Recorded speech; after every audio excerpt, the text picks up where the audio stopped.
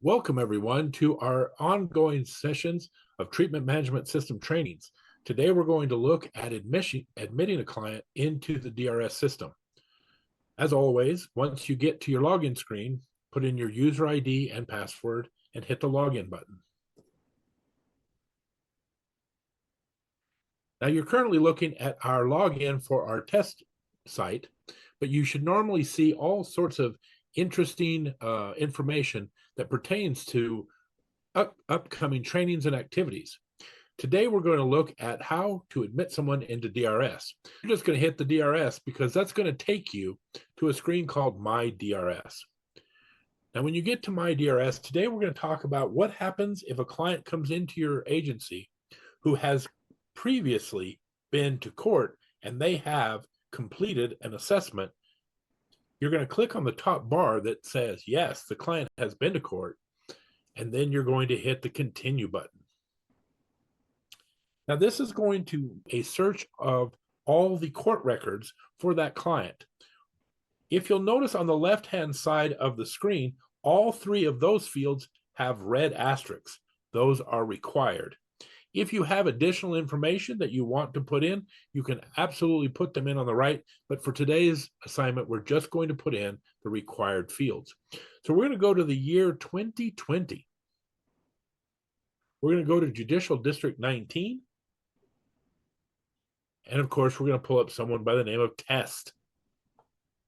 Now remember, that's just the first four letters of the last name. The person that we're pulling up is actually, their full last name is Testa, but we're going to just use Test here. And then we hit the search button. Now what the search is going to do is it's going to look for all of the court cases that fit that criteria. And here you see Peter has been arrested on July 11th, 2020, and has been to court. His court case number is over on the left. Now, the beauty of this system is at this point, all you have to do is hit the admit button. Now, once you get to the actual DRS screen, you'll see that a lot of the information has already been pre-populated. For instance, your DRS treatment number, in this case, DB10, already filled out. Your agency license number already filled out.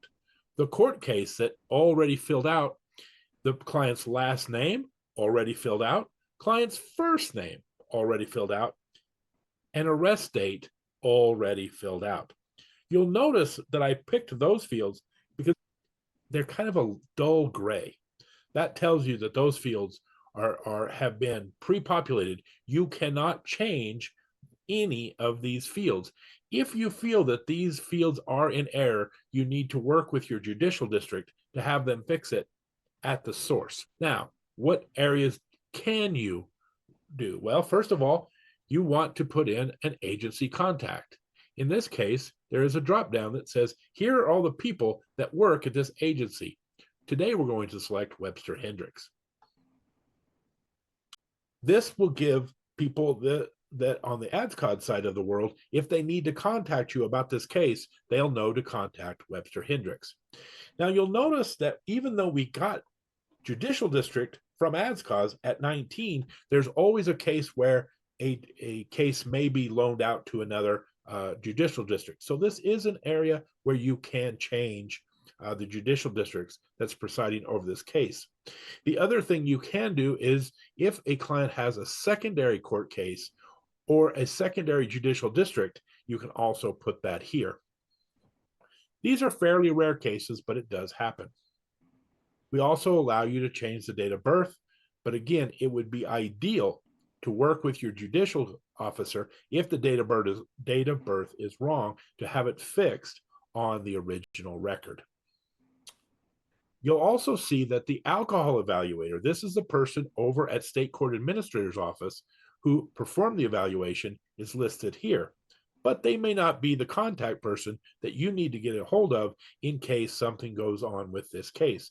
In that case, you'd go over one field to the supervising officer and enter that information. That is going to give you a list of people from that judicial district. Today, we'll pick Cassandra Barnes.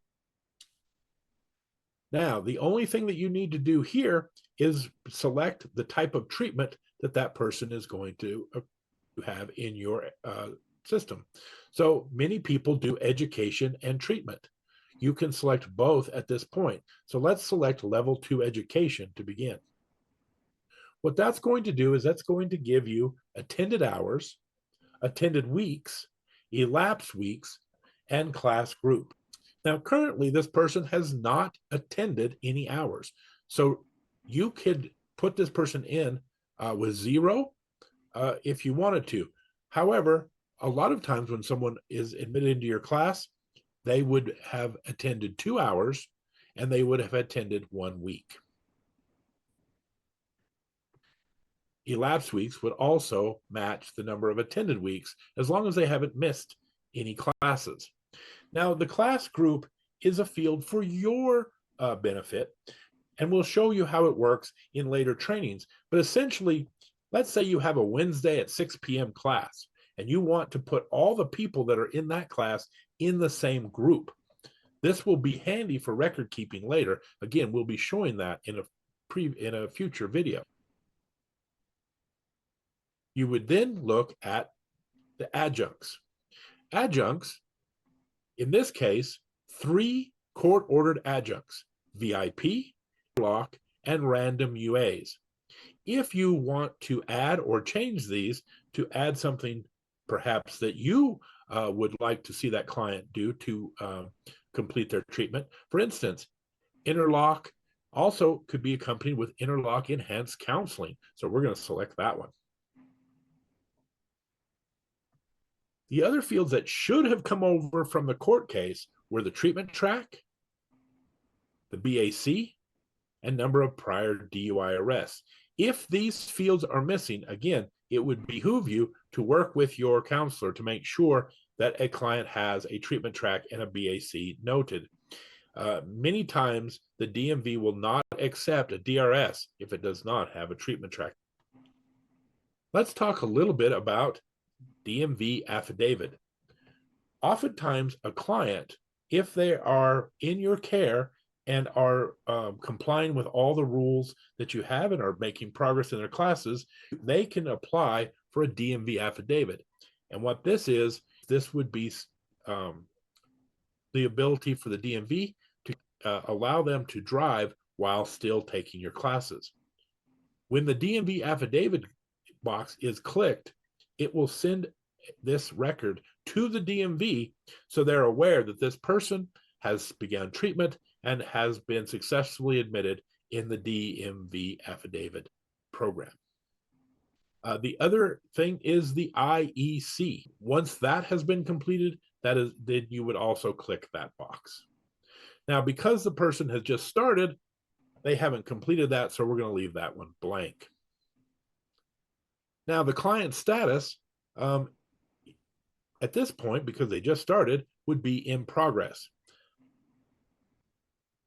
If they complete their treatment, or if they stop coming to class, for instance, that client status would change. But for now, because this is a new client, we're going to keep them in progress. And finally, this is a new referral. This client has been referred into treatment and is now beginning treatment. But once they start classes, you would change new referral to a new status. And that would be under the C's,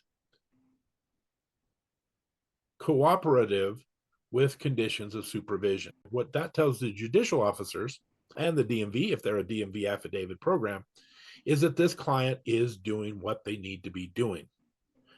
You can put notes in the column below that where you wouldn't say necessarily the client has been referred, but you could say client began treatment and finished their first class, for instance. This is up to you, but we really would like to stress that this is not a place for clinical notes. These are notes strictly as how the client is adhering to their judicial situation and making sure that they are doing their classes appropriately. And finally, you would put in the admission date. Again, we'll just admit this person today. This is a client that once they are admitted, can begin treatment. when they are finished with treatment, you would go ahead and put the discharge date in, but that field would be blank until a situation where they finish both their level 2 education and eventually their level 2 treatment. After this, all you have to do is hit the add button. You'll see a record successfully saved, and you're ready to go. Now, in our next training, we will talk about what to do if a client has not been to court, and we'll review that in our next training video. Thank you, everyone.